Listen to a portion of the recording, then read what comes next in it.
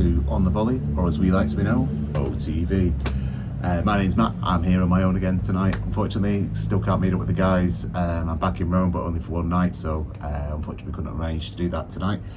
I'll be back probably with them in September when we're all together again, back in Rome.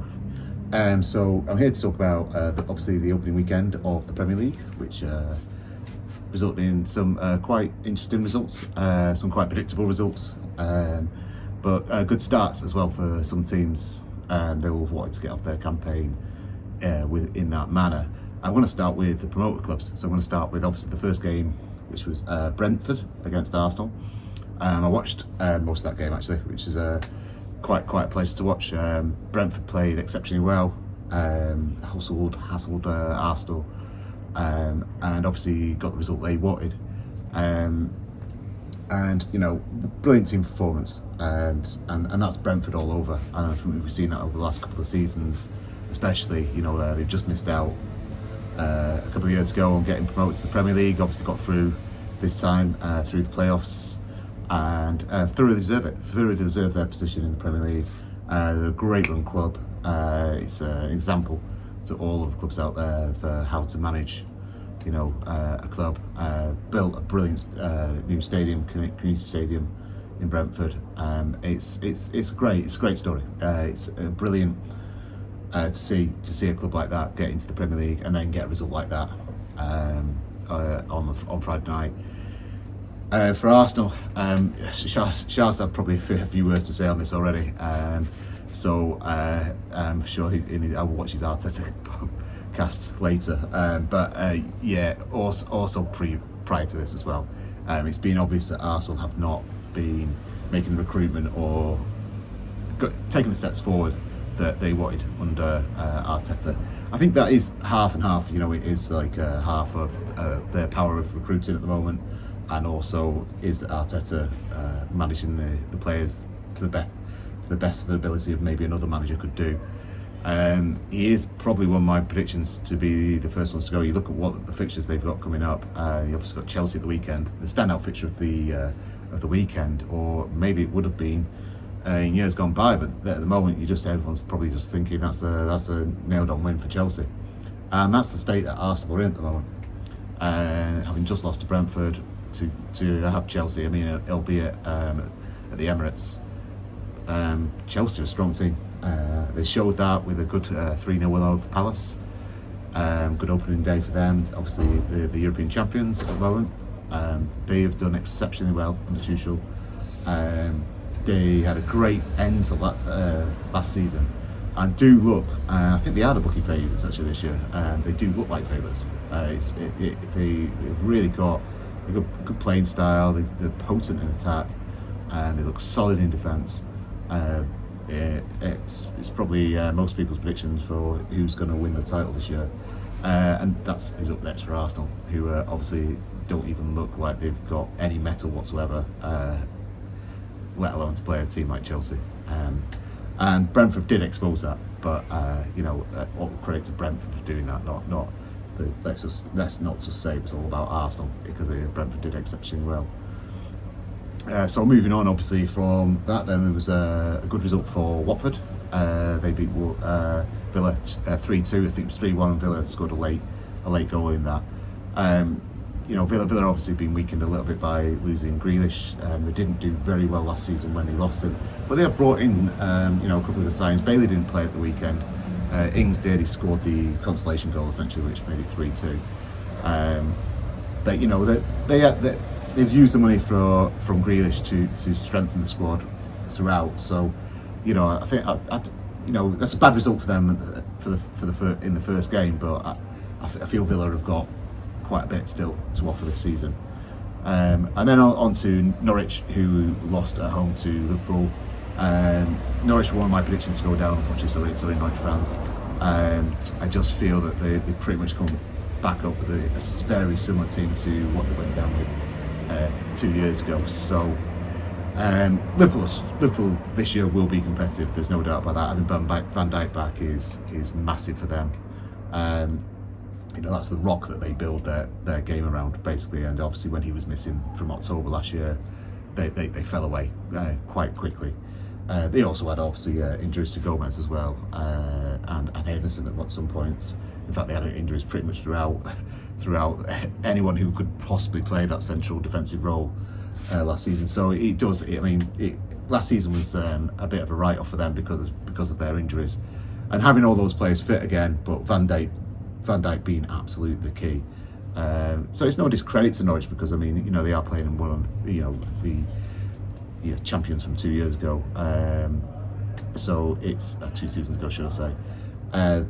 So it's going to be difficult to figure out where Norwich are, but they've got City next. That's the next game is City at the Etihad. So most people will probably predict that that's a City win. I certainly hope so. And I'll move on straight from there to City's game against Tottenham, as I'm a City fan. I guess that's what I should comment on. It was a disappointing result in a way, because it looked like City were playing quite a lot of confidence. I must say I was quite surprised to see Mendy and Ake selected. I think there could have been other options there in those positions, and actually when I've seen those two play together, it does offer the opposition quite a bit of hope. I think Mendy is often caught out of position. Ake's, I don't know, he just doesn't seem to be confident. He's not a very good challenger on the edge of the area, that's for sure. He gave away the penalty against Leicester by being caught out, basically, just flat-footed. Didn't close down Son. It's right that Guardiola should give him some game time, because he didn't get a lot of game time last year. He's come in, it's very difficult for him to get into the team. He's probably got 3 central defenders ahead of him, in all fairness. So it is right that he should get some game time to show what he's about. On the evidence so far, he's played 2 games that I've seen, the Charity Shield and on Sunday. He's not really stepping up to that mark at the moment. But then again, Stones didn't for a while. We've had this with a few defenders coming through who then eventually have gone on to put in good performances. So I'm not going to make my line in the sand with Ake quite yet. Mendy, he's had plenty of chances, and I just don't think he's cut out for City, to be honest. He's good going forward in a way, and he can whip a ball in, or he used to be able to whip a ball in with pretty decent potency on it. But maybe that's because we don't have anyone attacking that ball in the box that's kind of taken away from his game as well. But if that is the case, then he should probably not be being picked in the squad that we've got. Obviously Grealish made his full debut, and I thought he played very well. I thought he was City's best player on the pitch, actually. He looked active. He was making the sort of runs that we've been accustomed to now at City, overlaps and making the space for other players by making the run without the ball. I think that was I thought was a very good debut, really. Obviously the result wasn't right. He also chased back quite a lot. He was all over the pitch, and everyone loves to see that in a player playing for your team. Everyone loves to see a player playing with their heart, on the sleeve, basically. And he showed that he can do that. He showed that they do that. City have been missing a few players, but it's no excuse, really. It's no excuse. Tottenham missing Kane, their best player, without a doubt, their best player. So no plates there whatsoever. So go through the other results now. Obviously, Manchester United won 5-1 against Leeds in the early kick-off on Saturday. Leeds did look very poor, but I think Manchester United made them look poor, and Pogba in particular had an excellent game. Fernandes as well, obviously scoring a hat-trick. Two standout performances on their side, but I think the whole team actually played very well and did make Leeds look very ordinary. I don't think it was just down to Leeds having a bad day at the office. It was definitely, this Manchester United team, they're going to be challenging this year somewhere. If possibly in the Premier League, but definitely for all the trophies somewhere else. They're definitely not to be written off. Pogba is a big game player. He loves a big game. Opening day is a big game, so let's see if he keeps his consistency. That is important for them. Obviously, Fernandes was excellent last season, and look, I'm sure he'll continue to be that this year as well. And then, sort of like on the other major contenders. We've mentioned Manchester United, we've mentioned City, we've mentioned Liverpool and Chelsea, and then obviously Leicester, who had they may not be seen as a title contenders, but they're certainly going to be knocking on the door of that top four, possibly pushing one of the other four teams out there that I've mentioned. They also started well again. They obviously won the Charity Shield. Congratulations to them on that. So let's not write Leicester off this season. They've shown that they can be in the mix towards the end of the season, and they just missed out on the last day of the season last year. Hoping maybe I won't be hoping, because it may be City they push out, but I'm hoping they've learned from that mistake and they can go on from there. And another standout performance was really from West Ham, going twice behind at Newcastle and coming back and winning 4-2. This West Ham team have got goals in them, which is a surprise, really. You don't expect that from a David Moyes team, but they've definitely, they apparently, I read that behind Manchester City and Manchester United, they scored 3 goals in more games than any other team in the Premier League last season. So, they're not a team to be taken lightly. They can definitely cause you problems and look pretty good in attack. And obviously a decent guy. Unfortunately, I didn't watch it. I only followed that on text. I didn't have the connection to watch that. So, but I will definitely look at that game when I can do. And other results, obviously Everton winning under Benitez, first game in charge for Benitez, 3-1 at home against Southampton. Possibly a predictable result, but also, good start for them. It's important that they get a good start, and then they can sort of see how high they can get up the table this season, I think. And I think it is more about them looking upwards than downwards this season. I think they're definitely going to be contenders with Benitez as manager. He's shown that at Newcastle, as well as obviously at Liverpool, where he really has been obviously a famous name in the Premier League. The one I'm missing out here is Burnley against Brighton. Burnley went, I think, scored first in this quite early on, and Brighton came back. Brighton, I thought last year, had a big problem with scoring goals. To score 2 after going 1-0 down to Burnley against essentially a Burnley team which are synonymous with great defence and sort of holding on to 1-0 leads, shows that that maybe that might not be a problem for them this year. I actually thought they needed to sign a striker this year, a decent striker to stay up, but we'll see. It's the opening weekend. Can't make too many predictions on that. So we'll see how that goes on. But yeah, that's also quite a significant result, albeit the opening day. So going on to next week's fixtures, really, Liverpool, Burnley, you think probably Liverpool are going to win. Villa, Norwich, that's Villa, Newcastle, sorry. That's actually quite an important game. Both teams will probably define a little bit of their season, how that game plays out. It's, Villa probably need to win it. Newcastle probably need not to lose it. Because Newcastle, again, a team I thought might struggle. They have signed Joe Willock, which is a bit of an in-house joke with OTV, because we spent about half an hour talking about Joe Willock in our early days going to Newcastle. He did well, don't get me wrong, he did fantastic. So it's a good signing for them, really good signing, a really important signing as well. Callum Wilson's a good striker for them, but he got injured last year and they really struggled without him, which is why they brought Joe Willock in, and he obviously did the job. To have both those players could be key for Newcastle this year. But yeah, it's a bit too early to say season-defining games, but I think we'll start to get a bit of a measure of both teams from that game. Palace versus Brentford, another trip inside of London for Brentford. That again, we're going to see a lot about those two teams in that game. These are probably teams you would say were reasonably easily matched in terms of their positionings, if you like, in where they finished last season, because Brentford obviously coming up in the playoffs. Sometimes the team that comes up in the playoffs does actually do better than the other two teams, because they've had that extra competitive edge to get through the playoffs.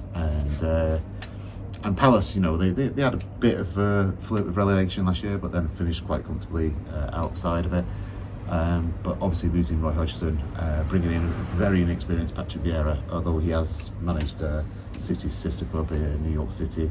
I think that this really could tell really what Vieira's all about after certainly bouncing back from a very difficult opening day against Chelsea.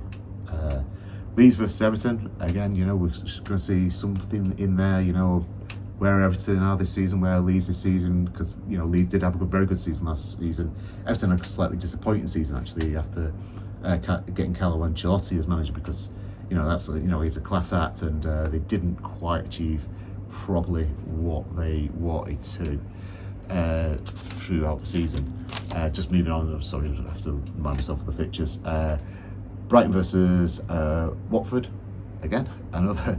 It could be a key game towards the end of the season. It's Brighton may get well clear of there. Watford may get well clear of relegation, but you have a funny feeling that these teams are going to be fighting towards the end of the season for the relegation, getting out of the relegation places.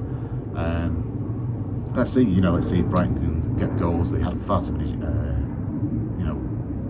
draws and games they lost just by one single goal last year, and ended up quite precarious at some points. Watford look like they have got a few goals in them, so let's see if how that one plays out in terms of what potential they've got when they're playing against opposition, which they may be fighting against towards the end of the season. Southampton, Manchester United, I just don't see any of the result of Manchester United in that one, unfortunately. Southampton fans, think you've probably lost your best central defender this summer, and there's not been much coming in terms of replacement, and that's probably South. I think also this game last year was a bit of a one-sided one, shall we say. Although I think that was at Old Trafford, but yeah, I think only Manchester United are going to win that one. Wolves versus Tottenham. Wolves, I think, it's definitely taken a few steps backwards. They came into the Premier League with a lot of high hopes actually, and they're very well organised team, very very good foundations. Obviously losing Nuno Espirito Santo is a big loss to them.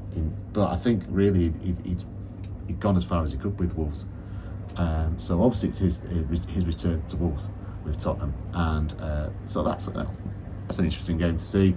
I pretty much predict Tottenham are going to win that, and what will be interesting in that game is if Harry Kane plays, because this has been there's been a lot of speculation about Harry Kane going to Manchester City. There's been a lot of talk in the media about Daniel Levy digging his heels in and saying he's not going this year. Is he just holding out for a higher price? The reason why he didn't play against City, I believe, is because he hadn't trained enough. So he was left out for personnel reasons. Basically, if you don't train, you don't play. I think that's a really good managerial decision by Nuno Espirito Santo. And so if he does play against Wolves, it looks like Daniel Levy's true to his word that he is staying at Tottenham, and City will maybe look somewhere else to find a striker. But I don't think that any major club now are going to want to sell a striker with only 2 weeks left in the window to replace that striker. So it looks now that City are going to go up until at least January, probably next season, without finding a replacement for Aguero, although Aguero didn't play very much last year, or having a different style of football, where we saw that happen from Christmas last year, where they played more with a false nine, where the teams have worked that out now, and then they just know how to defend when there's all they have to do is let the balls come into the box, and then they can clear them out because there's nobody in there to attack that ball. Well, we'll find out. We'll find out that through the season as well. For me, I think we still need another striker. I really do. I mean, Jesus is good at that false nine role because he does come for the ball deep. He does go out wide, just out wide. He's good at that, but the balls go into the box a lot of the time. There's no one there. Ferran Torres has also been asked to play that role. Again, he's a similar sort of player. He drifts wide, comes in. He scores most of his goals for Spain really just late arrival in the box, a la Frank Lampard, if you like. So it'll be interesting to see what happens with this Kane saga and what happens from there. As I say, I think City will struggle to sign someone of anywhere near the same quality as Kane if they miss out on Kane. But maybe they have got someone else in the pipeline that I don't know about. But we'll see. We'll see how that plays out. So that's pretty much all covered. I did mention Arsenal and Chelsea before, which is the last fixture on the list. I think that's a real tough one for Arsenal. I think Chelsea are a tough team this season for anyone to play, and probably my favourites now for the league title actually. So that said, I think I'm done. For me, Matt, please subscribe and I'm out.